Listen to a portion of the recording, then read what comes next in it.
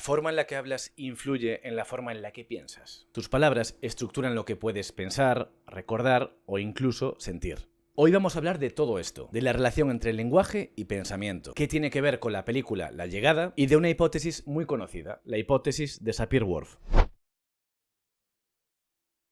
La hipótesis de Sapir-Whorf, también llamada hipótesis de la relatividad lingüística, plantea que el lenguaje influye o incluso determina nuestra forma de pensar. Edward Sapir, antropólogo, lingüista y psicólogo estadounidense, fue pionero en el estudio de la relación entre lenguaje, cultura y pensamiento. Estudió lenguas indígenas de América del Norte y defendía que el idioma no es solo un medio de comunicación, sino una forma que tenemos de organizar nuestras experiencias en nuestra mente. Sapir fue profesor de Benjamin Lee Whorf, un ingeniero químico que trabajó como inspector de incendios en una aseguradora. Durante ese trabajo, Whorf observó que la forma en la que se etiquetaban los materiales inflamables influía en el comportamiento de las personas. Por ejemplo, los barriles de gasolina etiquetados como vacíos, pero que aún contenían vapores de gasolina, provocaban más accidentes, porque la palabra vacío hacía que la gente bajase la guardia y los manipulase sin tanto cuidado. Fascinado por estos efectos del lenguaje, se dedicó al estudio de lenguas, especialmente del idioma Hopi, un pueblo indígena nativo del suroeste de lo que hoy es Estados Unidos, principalmente Arizona. El Hopi no usa tiempos verbales como pasado, presente y futuro, tal y como los usamos en las lenguas indoeuropeas. En lugar de eso, ese idioma distingue entre cosas manifiestas, lo que ya ocurrió o lo que está ocurriendo, y cosas no manifiestas, lo que no ha ocurrido aún o lo que es imaginado, pensado, deseado. Los Hopi no ven el tiempo como nosotros, en trozos separados, segundos, minutos, horas, sino como un río que fluye sin parar. Un proceso continuo que no se puede dividir en partes. Y tras estos estudios, Whorf formuló la versión más fuerte de la llamada hipótesis de Sapir-Whorf. Sapir defendía una versión más débil, que el lenguaje influye en cómo percibimos y recordamos la realidad, pero que no la determina por completo. Hoy esta versión más suave es la que cuenta con más respaldo científico. Si no has visto esta película, sáltate esta parte y ve a la siguiente. Un ejemplo muy claro en el mundo del cine de cómo el lenguaje influye en el pensamiento es la película La Llegada, The Arrival, basada en un relato corto de Ted Chiang, Story of Your Life. En La Llegada, Louise Banks, interpretada por Amy Adams, es una lingüista llamada a comunicarse con extraterrestres que han llegado en 12 naves repartidas por todo el mundo. Estas naves no aterrizan, lo que mantiene la tensión sobre sus intenciones. Junto a ella está Ian Donnelly, físico interpretado por Jeremy Renner, que la ayuda en el aspecto científico del contacto. Cuando consiguen entablar comunicación con la especie alienígena, Louise empieza a descifrar el idioma de los heptápodos, que usan símbolos circulares complejos en lugar de palabras habladas. Ella toma anotaciones cuidadosas dibujando esos símbolos una y otra vez para entender su estructura y significado.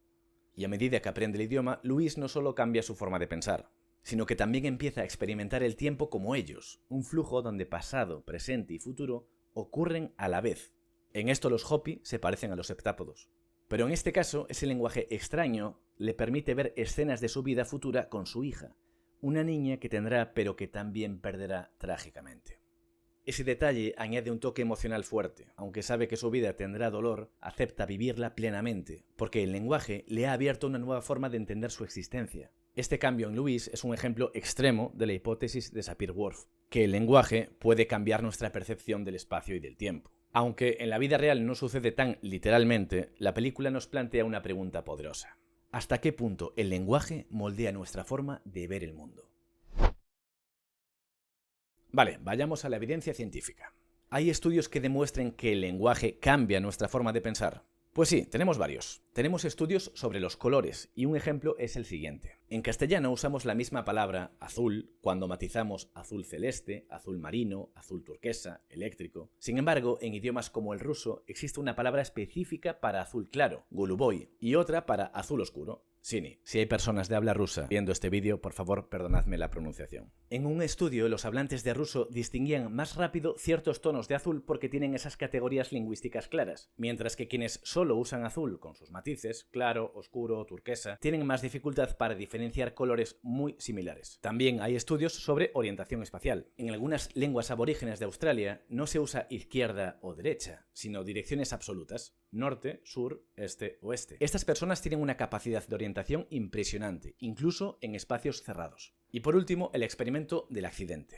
Loftus y Palmer mostraron a personas vídeos de coches que tenían un accidente. y después les preguntaban a esas personas su opinión sobre el accidente. Y al hacerlo cambiaban una palabra clave en la pregunta. ¿A qué velocidad iban los coches cuando colisionaron, cuando chocaron, cuando tuvieron el golpe? Y el resultado fue que cuanto más fuerte era la palabra, más rápida creían que era la velocidad y más grave percibían el accidente. La conclusión: el lenguaje no describe solamente la realidad, la construye en tu mente. Todo esto indica que el idioma no te impide pensar por tu cuenta, pero sí influye en dónde enfocas tu atención, cómo clasificas las cosas y cómo las recuerdas.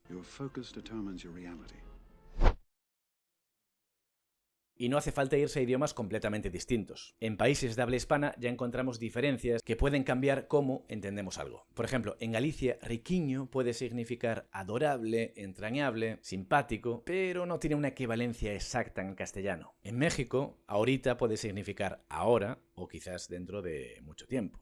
En Argentina, quilombo es un caos total. En España no lo usamos y si lo oyes igual ni te enteras. Y hablando de palabras y cariño, ¿quién no ha alargado o modificado alguna vez el nombre de su perro o gato o animal de compañía? Por ejemplo, mi perrita Laika, que en paz descanse, la llamábamos Laikiña, Laikichiña, Chisiña, y estos no son solo apodos tontos, son forma de aportar cariño, cercanía y emociones en el lenguaje.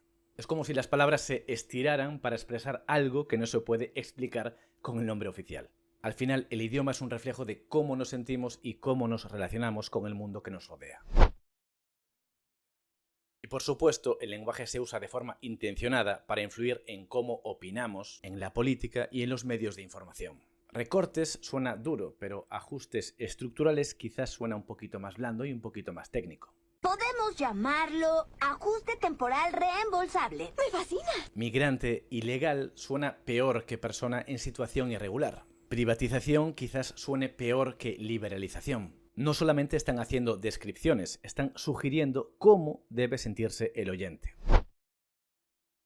Así que no, aprender otro idioma no te va a convertir en viajero temporal, pero sí puede cambiar cómo entiendes el mundo, cómo te expresas y cómo te relacionas con la realidad. ¿Has notado alguna vez que una palabra cambie cómo entiendes una situación? ¿O que hablando otro idioma piensas de forma completamente diferente? Te leo en los comentarios. Y nada, hasta aquí el vídeo de hoy. Muchas gracias por verlo, dale like si te ha gustado, suscríbete y comenta lo que quieras. Y nos vemos en el próximo vídeo. Hasta pronto. Chao.